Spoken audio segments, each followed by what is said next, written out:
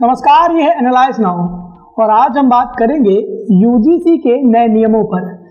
क्योंकि यूजीसी ने जो नए नियम लागू किए हैं उसकी वजह से देश की राजनीति में सवर्ण समाज या यूं कहें कि अपर कास्ट बहुत ज़्यादा नाराज हो गया है और इसके चलते प्रधानमंत्री नरेंद्र मोदी की सरकार के खिलाफ अपर कास्ट सोशल मीडिया पर आंदोलन चला रहा है और मांग ये की जा रही है कि यूजीसी के जो नए कानून लागू हुए हैं उन्हें जल्द से जल्द रद्द किया जाए या उनमें बदलाव किए जाएं।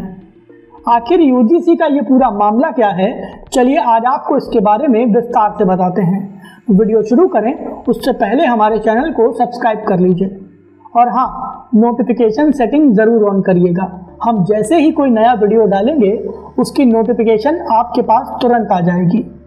यूजीसी के नियमों को लेकर चर्चा शुरू करें उसके पहले ज़रा ये रिपोर्ट देखिए। इस रिपोर्ट में कहा गया है कि दुनिया की 100 सबसे बेहतरीन यूनिवर्सिटीज़ में भारत की एक भी नहीं है। मतलब ये कि भारत के पास दुनिया में सबसे ज़्यादा यूनिवर्सिटीज़ तो हैं, लेकिन उनमें ग्लोबल लेवल का क्वालिटी एजुकेशन नहीं है और इसीलिए भारत के पास टॉप 100 में कोई एक अच्छी यूनिवर्सिटी नहीं है। ये रिपोर्ट सामने आने के कुछ दिनों बाद ही यूजीसी के नए नियम सामने आए और उन नए नियमों ने ये बता दिया कि आखिर भारत की यूनिवर्सिटीज़ ग्लोबल लेवल का क्वालिटी एजुकेशन क्यों नहीं देती। जब यूनिवर्सिटीज़ और शिक्षण संस्थानों में पढ़ने वाला छात्र जात पात के खेल में फंसा रहेगा तो वो पढ़ाई क्या घंटा करेगा। मुझे पता है कि घंटा शब्द सुनकर आपको मध्य प्रदेश की सरकार में मंत्री कैलाश विजयवर्गीय याद आए होंगे, लेकिन होल्ड करिए, आज हम उनकी चर्चा नहीं करेंगे क्योंकि आज घेरे में खुद देश के प्रधानमंत्री नरेंद्र मोदी और उनकी सरकार के अंतर्गत आने वाला यूजीसी है। उत्तर प्रदेश की राजनीति में एक वक्त ऐसा था जब बहुजन समाज पार्टी यानी बीएसपी का नारा था, तिलक तराजू और तलवार, इनको मारो जूते चार।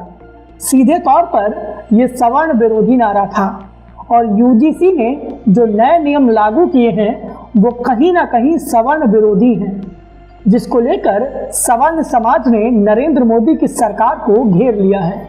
यूजीसी ने हाल ही में शिक्षण संस्थानों और यूनिवर्सिटीज़ के लिए नए नियम लागू किए हैं और इन नए नियमों के जरिए जात पात का एक गंदा खेल खेला है, जिसके चलते यूजीसी की खूब आलोचना हो रही है। सवालों के घेरे में शिक्षा मंत्री धर्मेंद्र प्रधान भी हैं। यूजीसी ने जो नए नियम लागू किए हैं उसका नाम है promotion of equity in higher education institutions regulations 2026 और यूजीसी का कहना है कि इन नए नियमों के जरिए देश के शिक्षण संस्थानों और यूनिवर्सिटीज़ में जातिगत भेदभाव को खत्म किया जाएगा। आपको बता दें कि ये सब कुछ रोहित वेमुला कांड के बाद हुआ है। रोहित वेमुला केस की वजह से सुप्रीम कोर्ट ने केंद्र सरकार को यूनिवर्सिटीज़ और शिक्षण संस्थाओं के लिए गाइडलाइन बनाने को कहा था। गाइडलाइन बनाने को लेकर जब यूजीसी का ड्राफ्ट आया था तो उस दौरान कोई विरोध नहीं हुआ था, लेकिन अब जब यूजीसी ने नियम लागू किए हैं तो नरेंद्र मोदी की सरकार और यूजीसी के खिलाफ देश का सवर्ण समाज भड़क गया है। यूजीसी के इन नए नियमों को लेकर सवर्ण समाज का कहना है कि आखिर इस नए नियम में केवल एससी, एसटी और ओबीसी के लोगों को ही जगह क्यों दी गई है। क्या सवर्ण छात्रों के साथ जातिगत भेदभाव नहीं हो सकता? क्योंकि इसी देश के एक राज्य यानी बिहार में भूरा बाल साफ करने की बात कही जाती है। तिलक तराजू और तलवार, इनको मारो जूते चार जैसी बातें कही जाती हैं। तो सवाल यही है कि क्या सवर्णों के खिलाफ जातिगत भेदभाव नहीं हो सकता? इसके अलावा सवर्ण समाज की एक नाराजगी ये भी है कि इस नए नियम में एससी, एसटी के अलावा ओबीसी समाज को भी शामिल किया गया है। सवर्णों का कहना है कि आरक्षण के जरिए पहले ही ओबीसी वर्ग काफ़ी ज़्यादा लाभ ले रहा है और अब नए नियम के जरिए ओबीसी वर्ग को कुछ ज़्यादा ही प्रोटेक्शन मिल रहा है। अब ये तो आप भी जानते हैं कि ओबीसी को जो प्रोटेक्शन मिल रहा है उसके पीछे पूरी तरह से राजनीति है, क्योंकि आज के वक्त में कोई भी राजनीतिक पार्टी हो, हर जगह बस ओबीसी ओबीसी ओबीसी ओबीसी चल रहा है। इसके अलावा ये भी कहा गया है कि हर शिक्षण संस्थान में एक इक्विटी कमेटी बनानी होगी और उस इक्विटी कमेटी में ओबीसी, एससी, एसटी, महिला और दिव्यांग सदस्य होंगे। इस इक्विटी कमेटी का काम ये होगा कि अगर कोई छात्र जातिगत भेदभाव की शिकायत करता है तो 24 घंटे के अंदर प्राइमरी कार्रवाई करनी होगी और 15 दिन के अंदर फुल रिपोर्ट सबमिट करनी होगी। अब सवर्ण समाज के लोगों ने एक सवाल ये भी उठाया है कि आखिर इस इक्विटी कमेटी में सवर्णों का कोई प्रतिनिधि क्यों नहीं है। मतलब अगर किसी सवर्ण के खिलाफ कोई एससी, एसटी या ओबीसी का छात्र शिकायत करता है तो वहां पर सवर्णों का कोई प्रतिनिधि होगा ही नहीं। तो क्या गारंटी है कि उस सवर्ण छात्र की बात को सुना जाएगा। आज के वक्त में समाज इतना ज़्यादा बदल गया है कि जब कोई छात्र किसी स्कूल या कॉलेज में जाता है तो उसे इस बात से कोई फर्क नहीं पड़ता है कि उसके बगल में बैठा हुआ दूसरा छात्र किस जाति का है, किस धर्म का है, क्या रिलीजन फॉलो करता है, क्या खाता है, क्या पहनता है। इसके बावजूद यूजीसी ने जो नए नियम बनाए हैं उसके चलते सवाल खड़े हो रहे हैं कि क्या नरेंद्र मोदी की सरकार इन नए नियमों के जरिए छात्रों के बीच जात पात का भेदभाव बढ़ाना चाहती है। और जब कॉलेज में जात पात का खेल होगा तो सवर्ण समाज का बच्चा पढ़ाई क्या करेगा, क्योंकि छात्रों और उनके माता पिता के मन में ये डर रहेगा कि जैसे एससी एसटी एक्ट का दुरुपयोग होता था वैसे ही शिक्षण संस्थानों में इस यूजीसी के नए नियमों का भी दुरुपयोग हो सकता है।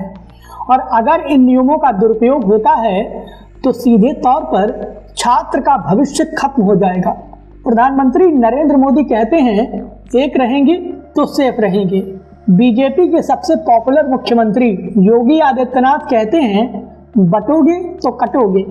इसके बावजूद यूजीसी के ये नए नियम सीधे तौर पर हिंदू समाज को अलग अलग जातियों में बांटने का काम कर रहे हैं।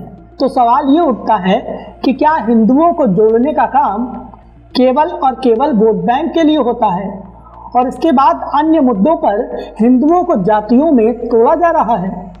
आज की डेट में प्रधानमंत्री नरेंद्र मोदी और बीजेपी सरकार के खिलाफ सोशल मीडिया और सड़क पर इस कानून का जमकर विरोध हो रहा है। लेकिन एक अहम बात यह है कि इस कानून का विरोध करने की शुरुआत यूट्यूबर अजीत भारती ने की थी। अजीत भारती ने उस समय इस मुद्दे पर बात की थी जब सोशल मीडिया पर कोई चर्चा नहीं थी। अजीत भारती लगातार हफ्ते भर तक इस मुद्दे पर वीडियो बनाते रहे। नतीजा ये कि मुद्दा लाइमलाइट में आया और सवर्ण समाज को ये समझ आया कि यूजीसी के नए नियम उनके लिए और उनके बच्चों के लिए कितने ज़्यादा घातक हैं। और इस मुद्दे पर जब सोशल मीडिया पर बवाल बढ़ा तो बीजेपी ने डैमेज कंट्रोल करने के लिए सवर्ण समाज से आने वाले सांसद निशिकांत दुबे को आगे किया। निशिकांत दुबे ने गलती कर दी। निशिकांत दुबे से सबसे बड़ी गलती ये हुई कि उन्होंने ईडब्ल्यूएस यानी इकोनॉमिक वीकर सेक्शन के नाम पर मिलने वाला 10% आरक्षण का मुद्दा उठा दिया। और जब निशिकांत दुबे ने ईडब्ल्यूएस का राग अलापा तो यूजीसी का विरोध कर रहे लोग और ज़्यादा भड़क गए, क्योंकि सभी जानते हैं कि ईडब्ल्यूएस कोटे का कितना फ़ायदा मिलता है। नतीजा ये कि यूजीसी के नए नियमों का विरोध कर रहे लोगों ने निशिकांत दुबे की डिजिटल कुटाई कर दी। लोगों का गुस्सा देखकर निशिकांत दुबे शांत हो गए। लेकिन आज की डेट में यूजीसी के नए नियमों के खिलाफ लोगों का विरोध प्रदर्शन जारी है और ये विरोध प्रदर्शन तब तक चलेगा जब तक मोदी सरकार यूजीसी के इन नए प्रावधानों में कोई बड़ा संशोधन नहीं करती है। सवर्ण समाज के लोग केवल इतना चाहते हैं कि कम से कम यूजीसी के इन नए नियमों में एक प्रावधान ये ऐड किया जाए कि अगर कोई एससी, एसटी या ओबीसी वर्ग का छात्र सवर्ण समाज के छात्र के खिलाफ आरोप लगाता है और वो झूठा साबित होता है तो कम से कम झूठा आरोप लगाने के मामले में उस छात्र के खिलाफ कार्रवाई की जाए। और ये मानकर चलिए कि अगर अपर कास्ट के लोगों की ये बात नहीं मानी गई तो आने वाले वक्त में एक बड़ा सवर्ण समाज का वर्ग बीजेपी से नाराज हो जाएगा और ये नाराजगी बीजेपी को आने वाले राज्यों के चुनावों और लोकसभा चुनावों में भारी पड़ सकती है। यूजीसी के इन नए नियमों को लेकर आपकी क्या राय है, प्लीज हमें हमारे कमेंट बॉक्स में जरूर बताएं। वीडियो पसंद आया हो तो प्लीज इसे लाइक करें और हमें सपोर्ट करने के लिए हमारे वीडियो को ज्यादा से ज्यादा शेयर करें।